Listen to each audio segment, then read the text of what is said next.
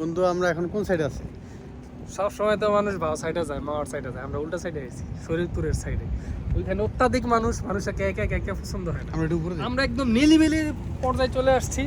এখানে দেখতে পাচ্ছেন একদম মানুষ নাই, কোলাহল নাই, নীরব। শরীরপুরের এই পাশে তো এই পাশটা আরও বেশি জোস, আরও বেশি সুন্দর, মানে মন জুড়ে যাবে। আপনি চাইলে এইখানে অটো নিয়ে চলে আসতে পারেন, এইখানে। ওইখানে তো অটো নিয়ে নেওয়ার কোনো সিস্টেম থাকে না।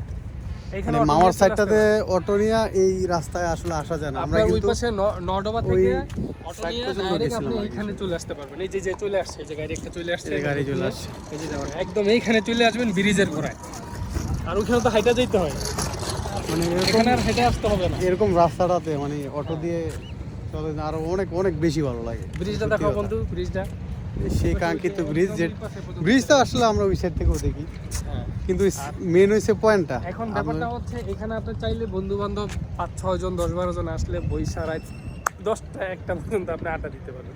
একটু সমস্যা আছে বেশি রাত হলে আবার আপনি অটো নাও পাইতে পারেন, কারণ মেইন রাস্তাটা থেকে এই না, অটো যে অটোটা নিয়ে আসে ওইটা বলে রাখলে উনি আবার থাকে। তবে হ্যাঁ, উনি যদি বলে যে 2 ঘন্টা থাকতে হবে 2 ঘন্টা থাকবে, সমস্যা নেই। তাইলে আপনি এখানে অটো রাখলেন, আপনি যতক্ষণ আড্ডা দিলেন তারপর অটো নিয়ে চলে গেলেন। আর নর্মালি আসলে আপনি সন্ধ্যার আগেই চলে যাওয়ার চিন্তা করতে হবে, কারণ এখানে একটু লোকজন কম। তবে জোস প্লেস, মানে অনেক অনেক সুন্দর। মাওয়ার যে পয়েন্ট আছে ওই সাইড থেকে অপোজিট পয়েন্ট অনেক অনেক বেশি সুন্দর। এখানকার বেরিবানটা অনেক লম্বা, অনেক দূর পর্যন্ত। অনেক দূর পর্যন্ত। আর এই সাইডটা একটু ক্লিন মনে হয় বেশি, না? হ্যাঁ, অনেক ক্লিন, ময়লা নাই, একদম নাই, পরিবেশ সুন্দর, একটা ময়লাও নাই। এই ফুল রাস্তা দেখেন একদম ক্লিন। আছে, সমস্যা নেই, খাইতে পারবেন। ফুচকা টুচকার দোকানও আছে।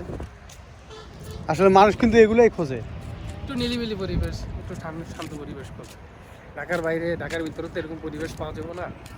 ঢাকার বাইরেই বেশি সময় লাগে না, ঢাকা থেকে আসতে 1 ঘন্টা সময় লাগে, এত সময় লাগে না। আপনার ঢাকা থেকে ঢাকার ভিতরে একটা জায়গায় ঘুরতে গেলে বিশাল সময় লেগে যায়। আমরা একটা রাউন্ড ভিডিও নিই। হ্যাঁ,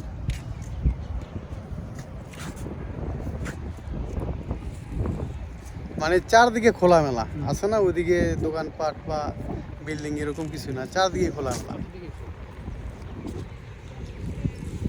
আশা করি ঢাকা থেকে যারা আসেন তারা মাওয়ার অপোজিট যে প্রান্ত আছে ওই পাশেও আসবেন, ঘুরবেন। খেতিও করছে, সুন্দর আছে। দেখতে চান সামনে দেখবেন যে শাকসবজি, লাল শাকের খেতি করছে নদীর পাড়ে।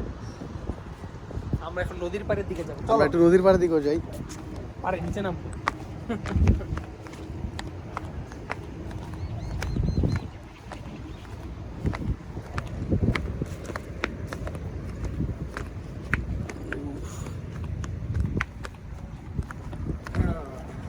অনেক সুন্দর, অনেক। এখানকার বেরিবাদ তো অনেক অনেক বড়। এই সাইডে আসলে একটা সুবিধা কি দেখা যাচ্ছে, আমরা আসি তো পদ্মা সেতু উদ্দেশ্য করি, পদ্মা সেতুটার উপরেও ওঠা হইলো, এই সাইডটাও ঘোরা হইলো। ঢাকা থেকে 150 টাকা ভাড়া, দেখেন অটোবাতে একটা নামবেন, এখান থেকে 30 টাকা করে অটো ভাড়া নিবে। 30 টাকা করে অটো ভাড়া দিয়ে আপনি নদীর পাড় চলে আসবেন। এই যে লাল শাক খেতে করছে। সুন্দর, মনে হচ্ছে ফুল গাছ লাগায় রাখছে। এই যে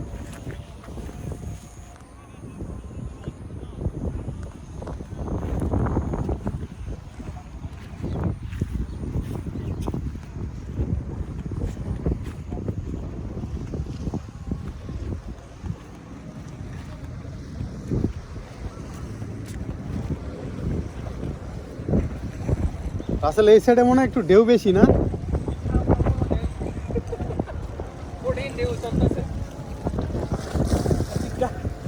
তার খাম্বা পইরা দিছে, খাম্বা পইরা দিছে, খাম্বা